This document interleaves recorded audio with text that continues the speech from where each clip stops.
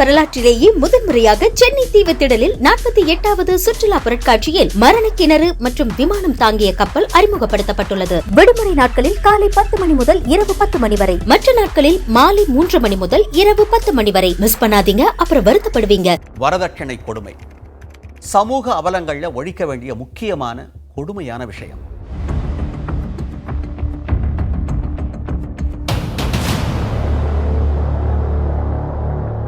நிச்சயதார்த்தத்துல ஐடிசில வச்சோம். அது ஃபுல் செலவும் எங்க அப்பா தான் பண்ணாரு. அவங்க 1000 சவரன் நகை கேட்டிருந்தாங்க மற்றும் கார் 1.5 கோடிக்கு மேல கார் கேட்டிருந்தாங்க. எங்க அப்பா மிச்சம் எல்லாமே கொடுத்துட்டாரு. 2 லக்ஸரி கார் கொடுத்திருக்காரு. ஆடி Q7, BMW 530D ரெண்டுத்தோட மதிப்பும் சேர்த்து 1.25 கோடி மற்றும் எனக்கு 600 சவரன் நகை போட்டிருந்தாரு. மாப்பிள்ளைக்கு வந்துட்டு அவருக்கு வாட்ச், ரேடோ வாட்ச் ஒன்று, வைர பிரேஸ்லெட், தங்க செயின் மற்றும் ரொம்ப லட்சக்கணக்கில் மதிப்புள்ள ஒரு சாலிட்டர் மோதிரம் அதுவும் கொடுத்துருந்தாங்க. 20 கிலோ வெள்ளி கொடுத்துருந்தாங்க. இது கொடுத்துமே வந்து எனக்கு கண்டினியூஸா என்னோட மாமியார், என்னோட நாத்தனார் மற்றும் கணவர், மாமனார் எல்லாருமே வந்துட்டு கம்மியா போட்டாங்க. இன்னும் வேணும், இன்னும் வேணும் அப்படின்னு சொல்லிட்டு கேட்டுட்டே இருந்தாங்க. கல்யாணத்துக்கு சீரா அள்ளி அள்ளி கொடுத்தும் வரதட்சணை கொடுமைக்கு ஆளானதாக புகார் எழுப்புற இவங்க பேரு ஸ்ருதி பிரியதர்ஷினி. சோழிங்கநல்லூர் அதிமுக முன்னாள் சட்டமன்ற உறுப்பினர் KP கந்தனோட மகன் KPK சதீஷ்குமாரோட மனைவி. இந்த சதீஷ்குமார் சென்னை மாநகராட்சியோட 182வது வார்டு கவுன்சிலர். சதீஷ்குமாருக்கும் ஸ்ருதிக்கும் 2018ஆம் ஆண்டு கல்யாணம் நடந்திருக்கு. ஒரு பெண் குழந்தை இருக்கு. இப்போ அம்பத்தூர் புதூர் பானு நகர்ல அப்பா வீட்டில் தான் இருக்காங்க. ஆவடி கமிஷனர் ஆஃபீஸில் கம்ப்ளைண்ட் கொடுத்துருக்காங்க.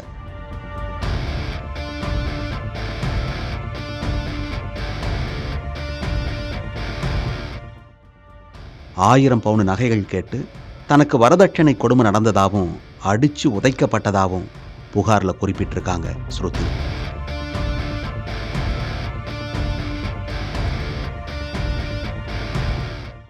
நான் 5 மாத கர்ப்பிணியா இருந்தேன்.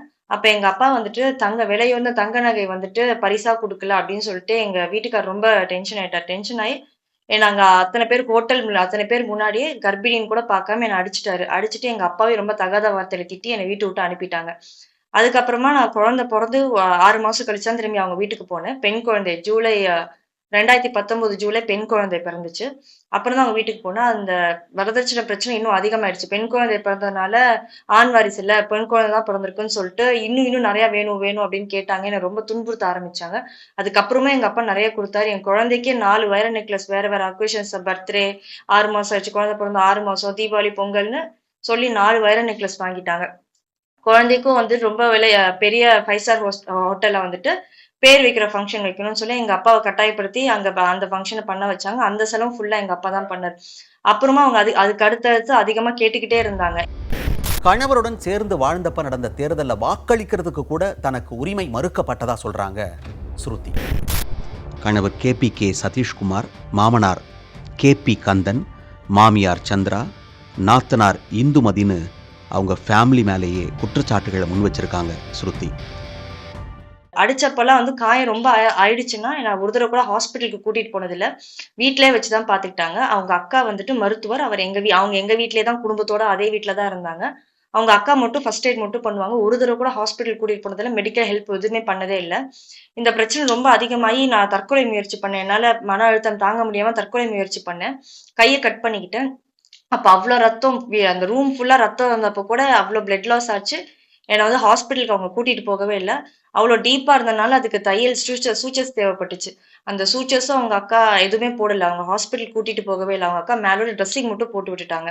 எங்க ஹாஸ்பிட்டல் போயிட்டா MLC கேஸ் ஆயிரும், மெடிக்கல் லீகல் கேஸ் ஆயிரும், AR என்ட்ரி ஆயிரும், பிரச்சனை வெளியில தெரிஞ்சிரும்ன்றதுக்காக என்னை எந்த ஹாஸ்பிட்டல் எங்கேயுமே கூட்டிட்டு போகாம வீட்லயே தான் வச்சிருந்தாங்க. அங்க இருந்த டைம்ல வந்துட்டு 3 எலெக்ஷன் வந்துச்சு. MP எலெக்ஷன், MLA எலெக்ஷன் மற்றும் கவுன்சில் எலெக்ஷன். 3 எலெக்ஷனுக்குமே என்னை வந்து ஓட்டு போட அனுமதிக்கவே இல்லை. வரதட்சணை கொடுமை புகார் தொடர்பா அதிமுக முன்னாள் சட்டமன்ற உறுப்பினர் KP கந்தன் கிட்ட புதிய தலைமுறை சார்பில் கேட்டோம். இந்த குற்றச்சாட்டுகளை மறுத்த அவர் சில மாதங்களுக்கு முன்னாடியே டைவர்ஸ் கேஸ் போட்டு அந்த கேஸ் நடந்துகிட்டு இருக்கிறதா சொன்னார்.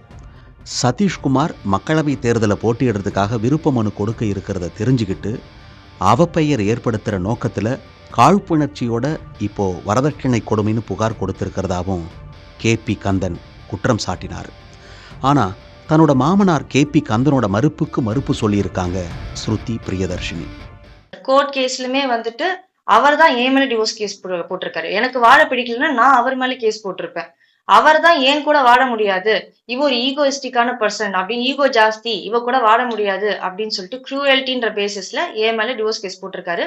நான் கோர்ட்லயுமே வந்துட்டு எனக்கு டைவர்ஸ் கொடுக்கறதுல விருப்பம் இல்லை அப்படின்னு சொல்லிதான் 2 கவுன்சிலிங் செஷன்லயும் சொல்லியிருக்கேன். இப்போ வரைக்கும் விருப்பம் இல்லைன்னு தான் சொல்லியிருக்கேன்.